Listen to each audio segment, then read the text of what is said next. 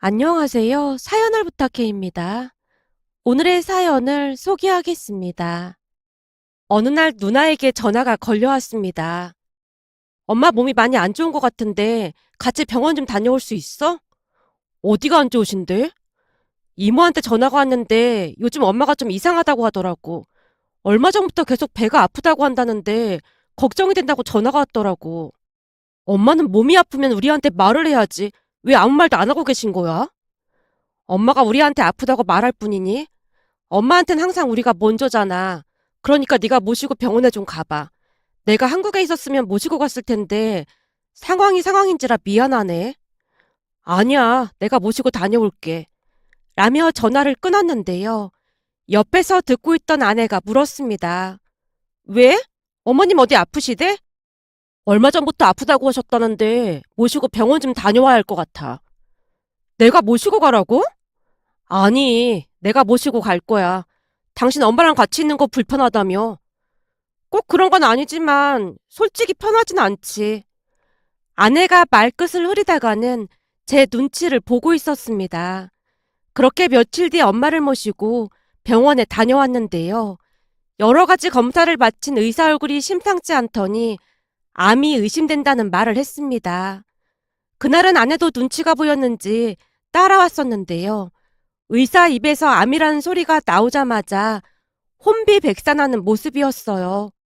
어머니를 모시고 집에 와서 방에 눕혀드리고는 베란다로 가서 홀로 긴 한숨을 내쉬고 있었는데요. 뒤따라 나오던 아내가 불만스레 물었습니다. 어머님 언제까지 여기 모실 거야? 뭐? 그게 무슨 말이야? 아니, 그때도 말했지만 난 불편해서 어머님이랑 같이 못 지내는 거 당신도 잘 알고 있잖아. 아내의 목소리에서 어떠한 감정도 느껴지지 않아 소름마저 끼쳤는데요. 순간 길을 의심한 채 아내 얼굴을 빤히 바라보고만 있었어요. 문득 결혼 전 어머니가 했던 말이 주마등처럼 스치고 지나갔거든요. 결혼할 때는 마음이 따뜻한 사람이랑 해야 하는 거야. 얼굴만 보고 결혼하면 나중에 꼭 후회하기 마련이야. 그날 아내의 행동을 보며 어머니의 말이 무슨 뜻인지 깨닫게 되었고, 어머니의 말을 듣지 않았던 것에 대한 후회가 물밀듯 밀려왔습니다. 이런저런 생각으로 머릿속이 복잡해지고 있을 무렵 아내가 다시 말을 꺼냈어요. 어머님 아프시니까 내가 며칠 동안은 참아볼게. 그치만 그 이상은 어려우니까 당신도 처신 똑바로 해. 당신 말 한 번 잘했어. 그럼 당신 생각에는 내가 어떻게 해야 처신을 잘하는 거야? 너무도 아무렇지도 않은 아내의 모습에 정이 떨어졌기에 오히려 차분한 목소리로 물었습니다. 그야 형님한테 모시라고 해야지.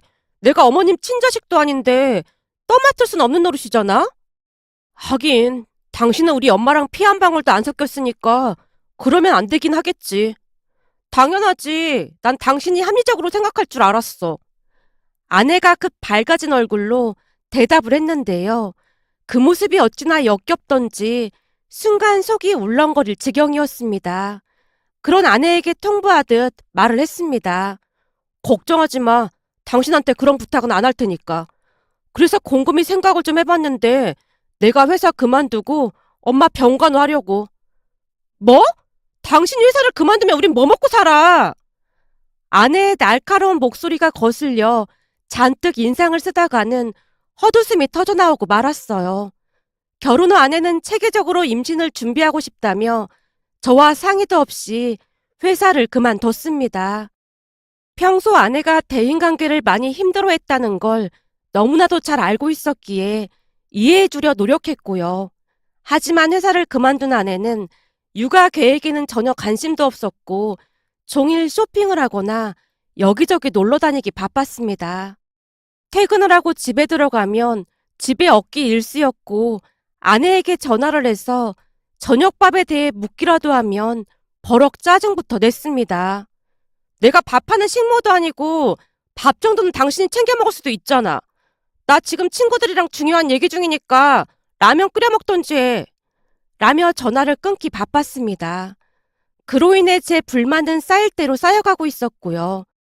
그나마 다행이었던 것이 장모님께서 일주일에 몇 번씩 반찬을 해서 가져다 주시곤 했는데요. 장모님은 아내와는 전혀 다른 분으로 그날도 홀로 라면을 끓여 먹고 있었는데 반찬을 가지고 들어오시던 장모님이 혼비백산한 채 물었어요. 아니 얘는 어디 가고 자네 혼자 라면을 끓여 먹고 있어? 내가 반찬에서 넣어둔 것도 있을 텐데. 저기 그게 밥통에 밥이 없더라고요. 그냥 귀찮아서 라면 끓였어요. 자네 라면 싫어하잖나. 근데 얘는 어디 갔어? 모르겠습니다. 친구들 만나러 갔겠죠. 이런 정신 나간 인간을 봤나? 혹여나 나갔더라도 남편 퇴근 시간에 맞춰서 들어왔어야지. 이게 뭐 하는 짓이야? 조금만 기다려보게나. 내가 얼른 밥 차려줄 테니까. 아닙니다. 저는 진짜 괜찮습니다. 괜찮긴 뭐가 괜찮아. 사돈 양반이 자네가 이런 대접받는 거 알아봐. 얼마나 속이 상하시겠어. 내가 이 인간을 가만 안 놔둘 참이야. 장모님이 제가 먹고 있던 라면을 싱크대에 그대로 부어버리고 급히 쌀을 씻어서 밥을 했습니다. 그 모습에 제가 안절부절 못한 채 서 있었고요. 장모님, 저는 진짜 괜찮은데. 집에 들어오기만 해봐 그냥. 자네처럼 착한 사람이 어딨다고 이따위로 대접을 할 수가 있어. 그날 장모님과 함께 불편한 식사를 했는데요. 식사를 하던 중 장모님이 제 숟가락 위에 반찬을 올려주며 눈물을 훔치기도 했습니다. 내가 미안하네. 혼자 자식들 먹여 살리느라 잘못 가르친 내 잘못이네. 아닙니다, 장모님. 저는 진짜 괜찮습니다. 제가 장모님을 달래고 있었는데요. 그제서야 집에 들어오던 아내가 놀라서 물었습니다. 뭐야? 엄마 지금 우는 거야? 왜 우는 거야? 혹시 당신이 엄마 울린 거야? 뭐가 어쩌고 어째? 넌 지금 이 시간까지 뭐하다 이제 들어오는 거야? 이서방 퇴근할 때 맞춰 밥은 챙겨줘야 할 거 아니야? 장모님이 아내에게 삿대질까지 하며 소리치고 있었는데요. 뭐야? 내가 밥 안 차려줬다고 당신이 이른 거야? 아내가 잠시 노려보다가는 억울하다는 듯이 장모님께 말을 했어요. 엄마, 요즘 세상이 어떤 세상인데 그런 말을 하고 있어. 남녀가 집안일도 공평하게 해야지. 그건 맞벌이를 했을 때 얘기고 너 회사 그만두면서 이서방한테 뭐라고 했어? 집안 살림뿐만 아니라 임신도 계획하고 있어서 그만둔다고 했잖니. 그러면서 이따위로 행동을 하고 자빠졌어? 넌 대체 양심이 있는 거니 없는 거니? 내가 뭘 어쨌다고 그래? 뭐가 어쩌고 어째? 그래놓고는 올케 언니한테 그 난리를 쳤어. 대체 내가 무슨 난리를 쳤다는 거야? 이거 완전 꼴통 아니야. 네 올케 언니는 맞벌이라는데도 네 오빠한테 청소랑 빨래 시킨다고 찾아가서 집안을 발칵 뒤집어 놨던 거 벌써 잊은 거야? 거기다 네 오빠 밥도 안 챙겨준다고 쌩 난리를 쳐서 네 올케 언니가 울고불고 한 것도 벌써 기억이 안 나는 거야? 그러면서 너는 지금 뭐 하는 짓이야?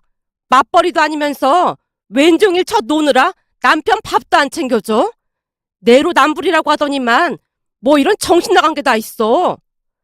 장모님이 작정이라도 한 듯 아내에게 쏘아붙이고 있었고 찔리긴 찔렸던 모양으로 아내가 입을 다무는 모습이었습니다. 너 한 번만 더 이서방 혼자 라면 끓여 먹게 하기만 해봐. 내가 네 올케 언니한테 네 행실 다 말해서 개망신 줄 참이니까. 뭐?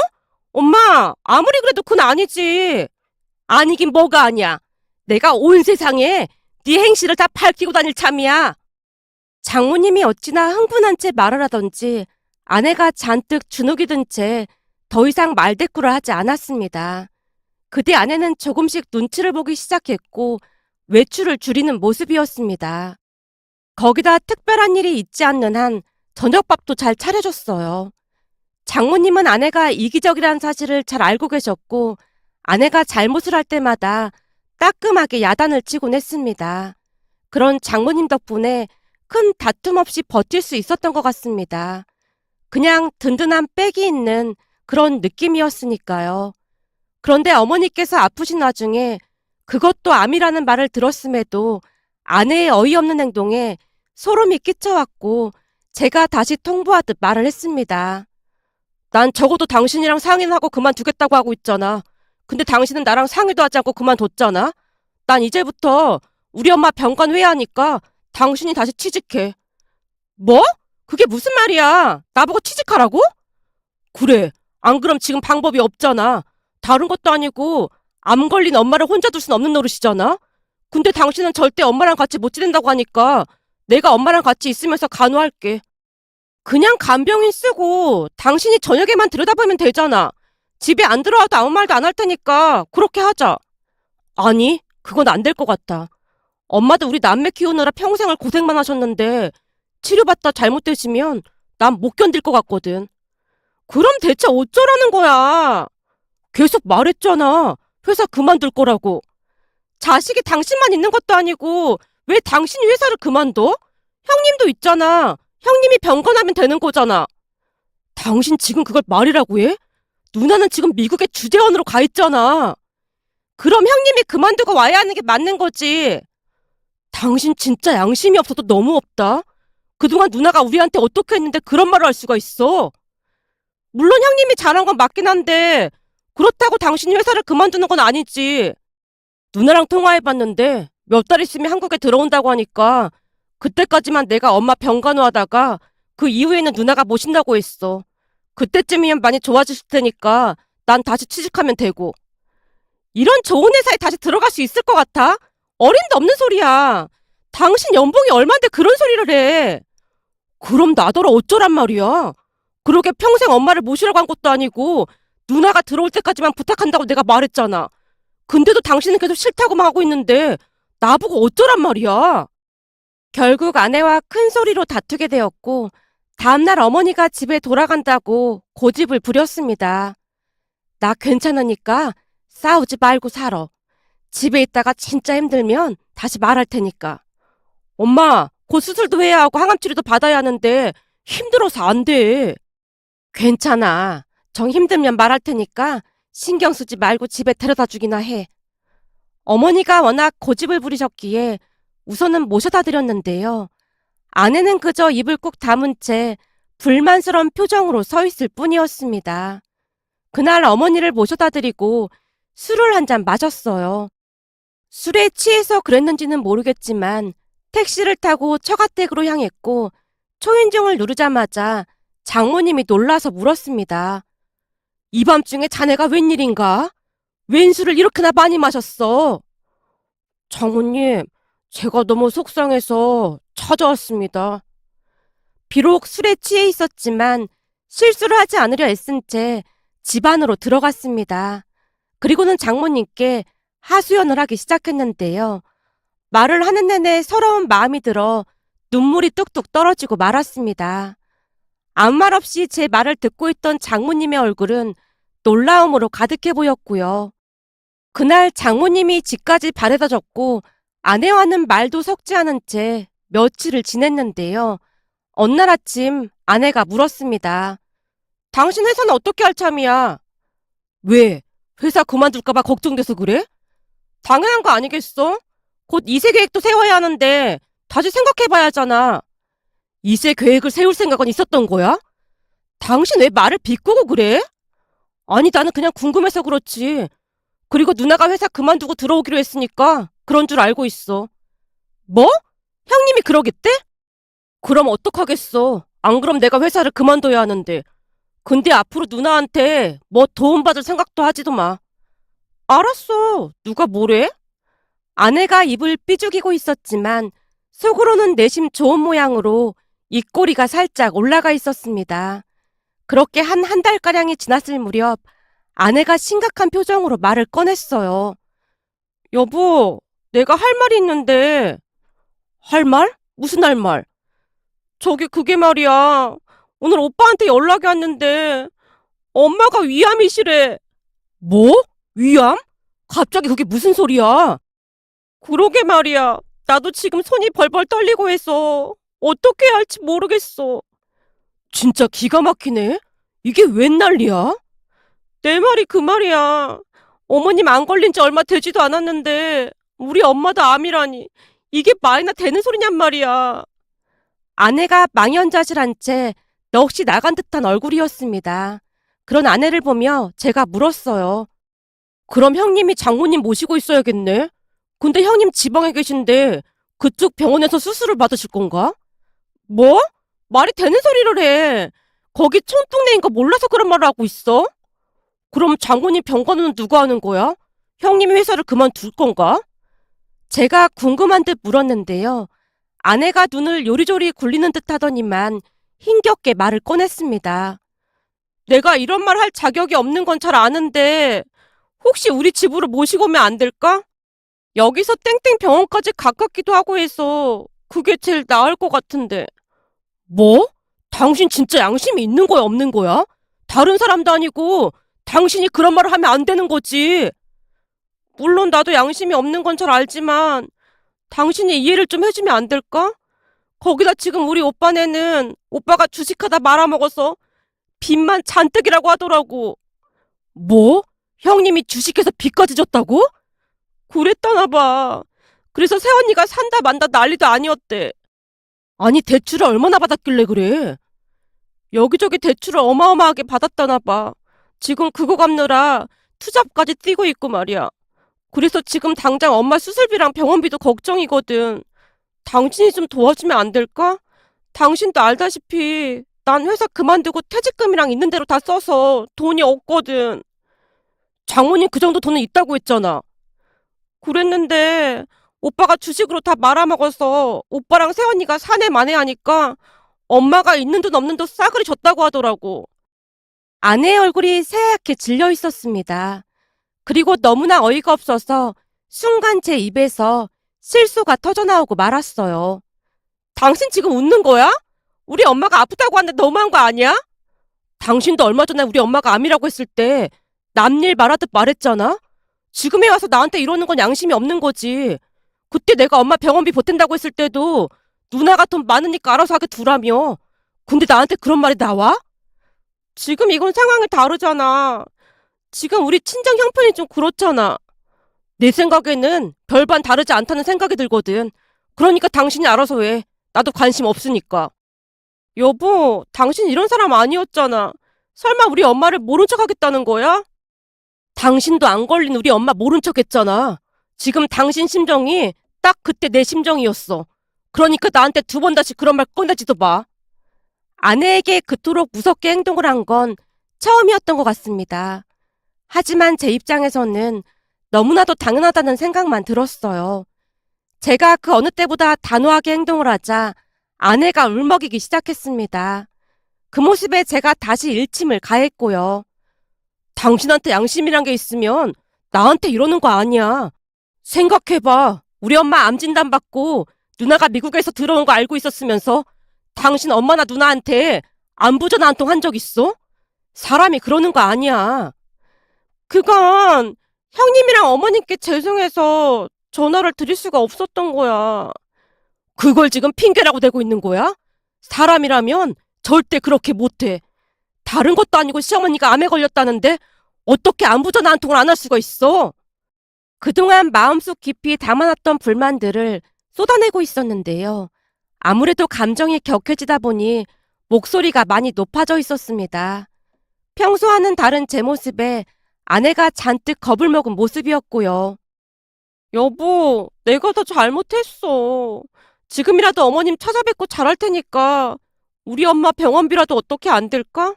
그렇다고 그냥 모른 척 할 수는 없는 거잖아. 난 더 이상 할 말 없어. 라며 제가 밖으로 나와버렸는데요. 등 뒤에서 아내가 흐느끼는 소리가 들려왔습니다. 그 뒤 아내가 어머니와 누나에게 전화하고 난리도 아니었던 모양이었어요. 몇 시간 뒤 누나에게 전화가 걸려왔거든요. 휴대폰 보니까 올케가 계속 전화하고 난리도 아니던데 이제 진실을 밝혀야 하는 거 아니야? 아직은 아니야. 아직은 아니라니. 그럼 언제 진실을 밝힐 건데? 나도 몰라. 지시가 떨어져야 하는 거라. 그냥 내가 한국으로 들어갔어야 하는 게 아닌지 모르겠다. 누나, 나 믿고 기다려준다고 했잖아. 그랬는데 계속 엄마가 걱정돼서 일이 손에 잡혀야 말이지. 엄마는 걱정 안 해도 돼. 오히려 마음 편히 잘 계시니까.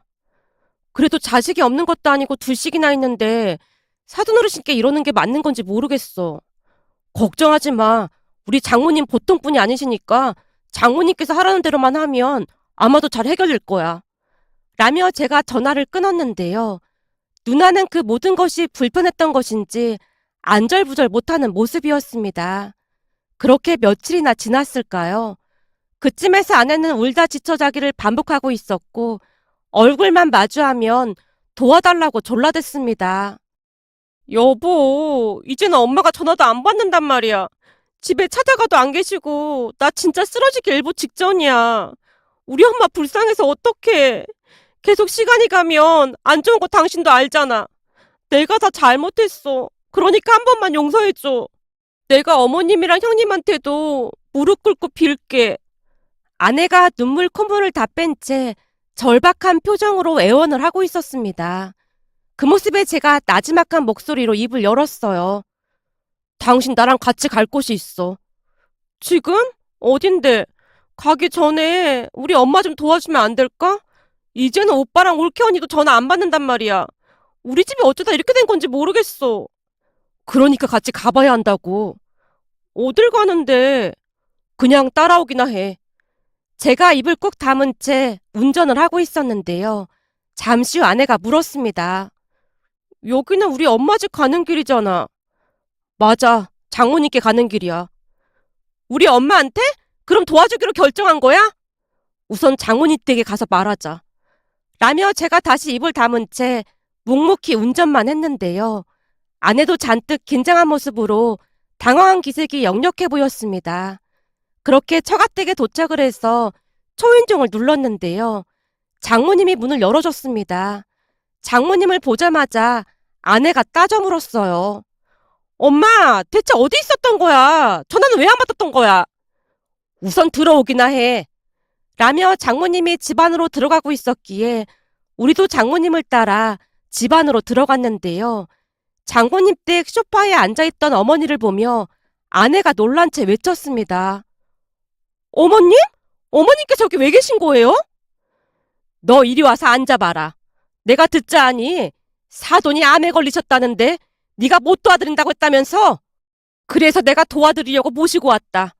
딸이 잘못을 했으니 딸을 잘못 가르친 내가 바로잡아야 하는 게 당연한 거잖아.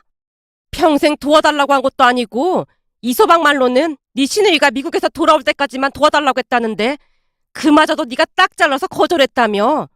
거기다 이서방이 회사를 그만두고 사돈 병간호를 하겠다는 것도 반대했고 넌 머릿속이 어떻게 생겨먹었길래 이 모양인 거야? 그럼 아픈 시어머니를 홀로 둘 생각이었던 거야? 네 시누이가 회사까지 그만두고 미국에서 돌아오기라도 했으면 대체 뒷감당을 어떻게 하려고 했어? 만약 그랬으면 이서방뿐만 아니라 시누이한테도 평생 못할 짓이야 이거사. 두고두고 원망할 텐데 어쩜 그렇게 생각이라는 게 없는 거니? 그런데가 엄마가 모시고 계시면 어떡해. 엄마도 암이라면서. 아내가 답답하다는 듯이 장모님께 묻고 있었는데요. 장모님이 기가 막히다는 표정으로 맞받아치고 있었습니다. 네 엄마가 암이라고 하니까 지금 네 심정이 어때? 엄만 잘 알면서 그런 걸 묻고 그래. 억장이 무너져 내려서 한숨도 못 자고 밥도 못 먹고 있지. 그럼 입장 바꿔서 이서방이랑 사돈처녀 심정은 지금 어떻겠어? 그 순간 아내의 입에서 가느다란 탄식이 새어나왔습니다. 그리고는 무릎을 꿇고 용서를 빌었습니다. 잘못했습니다. 제가 참 나쁜 짓을 했습니다. 이제야 알겠어? 넌 어쩜 좋게 말하면 깨닫지를 못하는 거야? 이 엄마가 꼭 이렇게까지 해야 깨달을 수가 있는 거니? 그럼 혹시 엄마가 암이라고 했던 거는 그래 이거사. 역지사지가 되어보라고 내가 이서방한테 다 시킨 거야. 이제야 이서방이랑 사돈처녀 심정이 이해가 돼? 잘못했어요. 어머님, 제가 다 잘못했어요. 아내가 바닥에 엎드린 채 통곡을 하고 있었습니다. 아마도 장모님이 암이 아니라는 안심과 함께 후회가 물밀듯 밀려온 게 아닌가 싶었어요. 한참을 울고 난 뒤 아내가 어머니와 제게 다시 한번 허리 숙여 사과를 했습니다. 이후 장모님이 그동안 있었던 일에 대해 설명을 하기 시작했습니다. 그러니까 제가 술에 잔뜩 취해서 장모님 댁에 갔던 날부터 장모님께서 계획을 세웠다고 합니다. 그날 이서방 얘기 듣고 나야말로 억장이 무너지더라니까. 그래서 결국 내가 이서방한테 그렇게 하라고 다 시켰어. 그럼 엄마가 어머님 병간 해드렸던 거야? 항암 치료하고 오면 좀 힘들어 하시긴 했지만 병간 오라고 할 것도 없었어. 우린 그냥 친구처럼 맛있는 것도 먹고 TV도 보면서 외롭지 않게 지냈다. 안 그래요, 사돈? 그럼요. 사돈한테는 미안한 얘기지만 자식보다 사돈이 더 편했답니다. 미안하긴요. 저도 그랬는걸요. 이래서 자식들 키워봐야 아무 소용도 없다는 겁니다. 앞으로도 우리 이렇게 서로 의지하면서 삽시다. 어머니와 장모님이 서로 손을 맞잡고 활짝 웃고 있었습니다. 그 모습에 아내가 기어들어가는 목소리로 물었고요. 그럼 오빠가 주식회사 다 날렸다는 것도 거짓말이었겠네? 당연하지. 네 오빠가 어디 그럴 사람이야? 네 새언니가 얼마나 꼼꼼하고 알뜰한 사람인데 그럴 리가 있겠어? 그러니까 너 앞으로 새언니한테도 잘해. 세상에 네 새언니 같은 사람이 어디 있는 줄 알아? 알았어. 내가 다 잘못했어. 아내가 다시 눈물을 쏟고 있었습니다. 그 뒤 아내는 변하고자 많이 노력하는 모습이었고 어머니가 치료를 위해 병원에 가실 때마다 동행하는 모습이었어요. 그럴 때마다 장모님께서 흐뭇한 미소로 지켜보셨고요. 어느 날은 장모님이 조용히 물었습니다. 어때? 이제는 진짜 정신을 차린 것 같지? 네, 완전 다른 사람이 됐어요. 전에는 제가 아프다고 하면 공감도 잘 못하고 그랬는데 요즘은 많이 아픈지 묻기도 하고 공감해 주려고 노력도 하더라고요. 미안하네. 그리고 이해해줘서 고마워. 아닙니다. 저는 장모님 같이 현명하신 분이 제 장모님이라 세상에서 가장 행복한 사위인걸요. 그래도 사돈 건강이 많이 좋아져서 얼마나 다행인지 몰라. 그날 장모님의 얼굴은 장미꽃보다 아름다워 보였다고 해야 할까요? 제가 그런 장모님의 손을 잡아드렸는데요. 주름 가득한 장모님의 손이 그저 따뜻하기만 했습니다. 그러면서 그 젊은 나이에 홀로 되신 채 얼마나 고생을 하셨을지 우리 어머니와 장모님의 인생이 참으로 안타깝다는 생각만 들면서 울컥하고 말았습니다. 앞으로는 두 분이 꽃길만 걷길 간절히 바라봅니다. 오늘의 사연은 여기까지였습니다.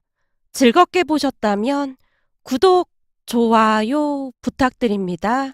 고맙습니다.